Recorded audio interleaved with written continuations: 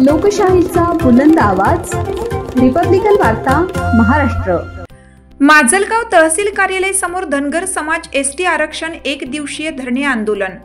माजलगाव तहसील कार्यालयासमोर दीपक बोराडे यांच्या संविधानिक धनगर समाजासाठी आरक्षण समर्थनार्थ तहसील कार्यालयासमोर एक दिवसीय धरणे आंदोलन करण्यात आले। दीपक बोराडे हे दिनांक 17 सप्टेंबर 2025 पासून जालना येथे आमरण उपोषणाला बसले आहेत। या समर्थनार्थ उपोषणाला बसले असून सकल धनगर समाज माजलगाव यांच्या वतीने समर्थन असून सर्व सकल धनगर समाज बांधव 26 सप्टेंबर रोजी तहसील कार्यालय माजलगाव येथे एक दिवसीय धरणे आंदोलन करत आहेत।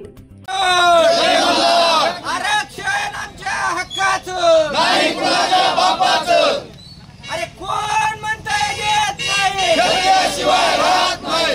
दीपक भाऊ बोराडे तुम आगे बढ़ो, हम तुम्हारे साथ हैं। दीपक भाऊ बोराडे तुम आगे बढ़ो, हम तुम्हारे साथ हैं। डॉक्टर बाबासाहेब आंबेडकरांचा जय हो, भारतीय संविधानाचा जय हो। धनगर समाज आरक्षण अंमलबजावणी झाली पाहिजे। मी या निमित्ताने एवढंच सांगन की दीपक भाऊ बोराडे यांनी जो लढा उभा केला, आजपर्यंत इतिहासात धनगर समाजाचा हा पहिला लढा उभारलेला आहे व दीपक भाऊने जे आव्हान केलं त्या आव्हानाला संबंध महाराष्ट्रातून धनगर बांधवांनी तेवढ्याच प्रकारे त्यांना पाठबळ दिलं। तर यापुढील काळात मी एवढंच सांगल की प्रशासनाने दीपक भाऊला आज गेली 10 वर्ष आपलं 10 दिवस झालं एक उपोषण करत आहेत, त्याची दखल घ्यावी, नाही तर त्यापुढे आम्ही तीव्र आंदोलन असं रस्त्यावर येऊन करू, एवढंच मी या माध्यमातून सांगत।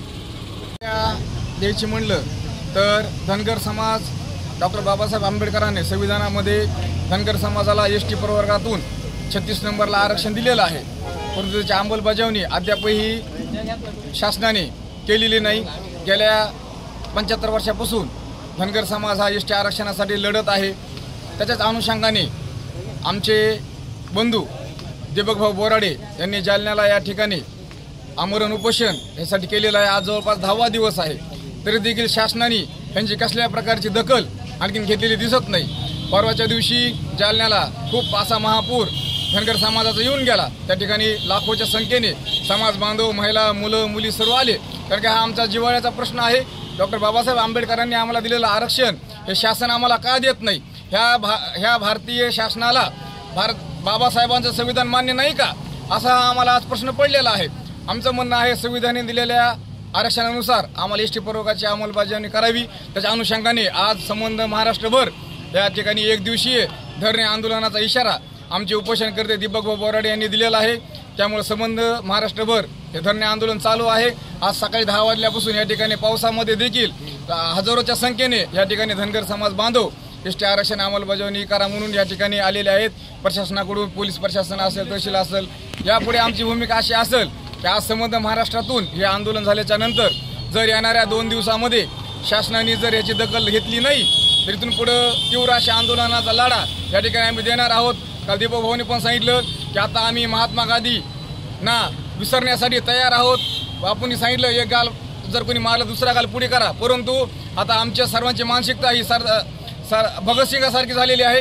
आम्ही आंदोलन मिळवण्यासाठी काही करायला ज्या ठिकाणी म्हणताल ते करण्यासाठी तयार आहोत। आम्ही फासावर बी जायला तयार आहोत आणि वेळ प्रसंगी कुणाला फाशी द्यायची जर गरज पडली तर आम्ही ते पण करायला तयार आहोत।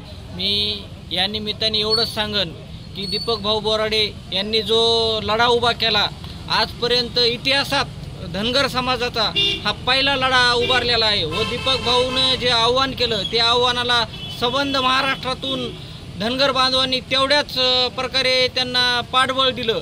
तर यापुढील काळात मी एवढंच सांगल की प्रशासनाने दीपक भाऊला आज गेली 10 वर्ष आपलं 10 दिवस झालं एक उपोषण करत आहेत, त्याची दखल घ्यावी, नाही तर त्यापुढे आम्ही तीव्र आंदोलन असं रस्त्यावर येऊन करू, एवढंच मी या माध्यमातून सांगत। रिपब्लिकन वार्ता महाराष्ट्रासाठी बीड प्रतिनिधी बाबासाहेब मणेरे।